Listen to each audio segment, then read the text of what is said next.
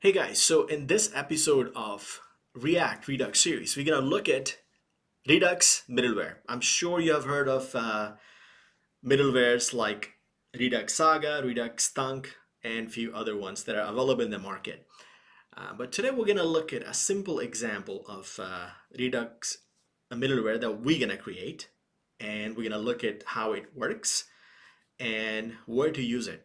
I think it's important to actually understand how it works before actually use. And by the way, this video is part of a much larger series on React and Redux. And if you're not following it, I would highly suggest you do so. I'll provide a link here. And welcome to Texas Tutorials. All right, so before we start, let's try to understand what Redux middleware really is and what problem it solves for us. Let's look at this diagram. We looked at this in a previous tutorial where we understood how actually actions reducer works. So here in this chart, we have some action called age up. And from UI, when you dispatch this action, basically when you click on a button called age up, it dispatches this action. And in the reducer, we catch this by action type and then do something, basically update the state based on this action name, right? And that's all it is. But what happens when we have something asynchronous? So what is asynchronous really means here? Let's say if when I click on this age up button, I want to save this age onto the server. Once I have confirmation that it has been saved on the server, then I want to update my state because then it only makes sense when you to update it when it saves on the server. Let's say if there's an error, you want to basically exit out and cancel the action.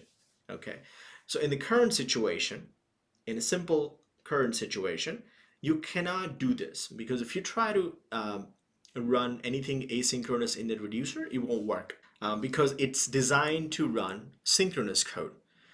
And so we have a problem. So we need something where we can actually catch the action in the middle, do our operation of saving or whatever we want to do. And then once it's done, then we want to continue with that action to the reducer to update the state. So I'm going to use the example that we used in a previous tutorial where we used React with Redux. And you can actually clone this. I'll provide a link also in the description so you can do that.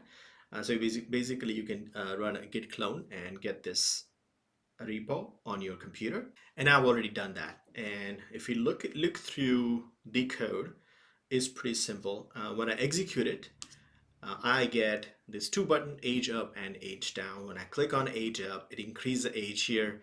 When I click on age down, it decreases. And it's very simple. So let's look at the code. So the code in the app.js, I have two buttons, the label and then two buttons here.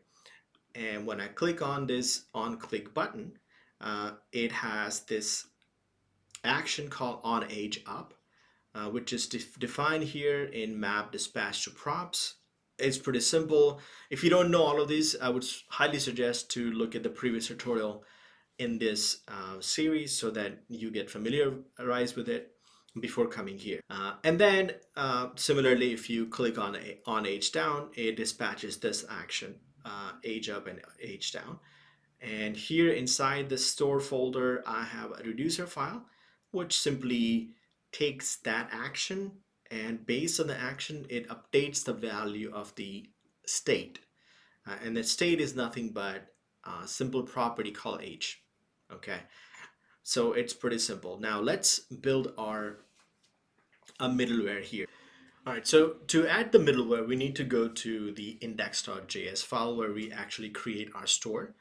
And where you can see that we are importing create store. And with that, we need to import something else. There is a property called apply middleware. We're gonna import it from Redux. And instead of passing only reducer in a create store argument, we can also pass apply middleware also. And then it's a function, so we have to execute here. And argument to this function would be our middleware that we're gonna create. So let's look at what we want to create. So when I click on age up or age down, I want to capture the action in the middle and then just log the action. We're not going to do anything fancy here, but we will get the idea of how it works. And then in the next tutorial, we're going to look at Redux thunk, where we can do something asynchronous. All right, so let's build our middleware here. I am going to call it log action, and it has one argument, which is nothing but store. All right, so I'm going to pass this log action into apply middleware. All right, so that's how it's going to work. But right now there is nothing going on here. So what we're gonna do is when the action is dispatched, this will run and it will first capture the action. It's all done using this apply middleware, so we don't have to worry about it. We just need to worry about what we do when we catch the action. Okay, so when we catch the action, we can take it and do something next. So we need to return this function which has argument called next. And now that we capture it, now we need to return the action back. We do something with it and return the action. Something where the argument is action, right? And what do we do with it? So right now, we just simply look at what that action is. So to get the content of the action, I would just say const next, and I would pass the action here. And this would, let's say, I'm going to call it result equal to next action. And this is, now we have the action. Now we can do something with it and return it. Let's first look at it, what it is. So I'm just saying console.log caught in the middleware. And we can use the template string to print out the result.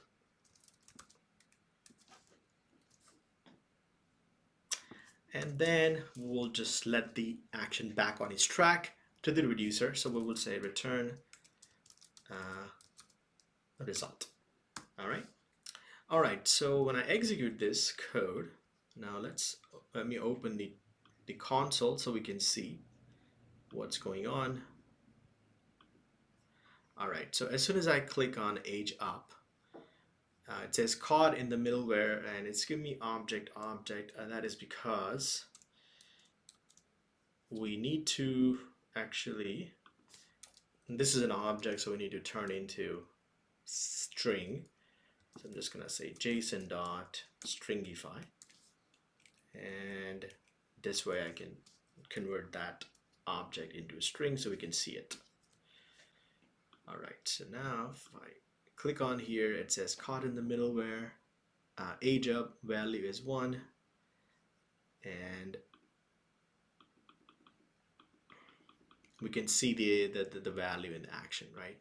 Now that we know how middleware works, let's use one of those famous middleware, Redux thunk, to actually do something asynchronous and cache the action in the middle and do something with it. And again, if you're not following this whole series, I will provide a link here so you can follow it. I have lots of other React tutorials as well that you can watch it from the beginning. And I hope you learned something from this tutorial. And if you did, please don't forget to like, comment, and subscribe. And you can help the channel via Patreon. I'll provide a link here. And you can also help the channel by translating this video for me into your native language. It's very simple, and the direction would be in the description as well. Thank you.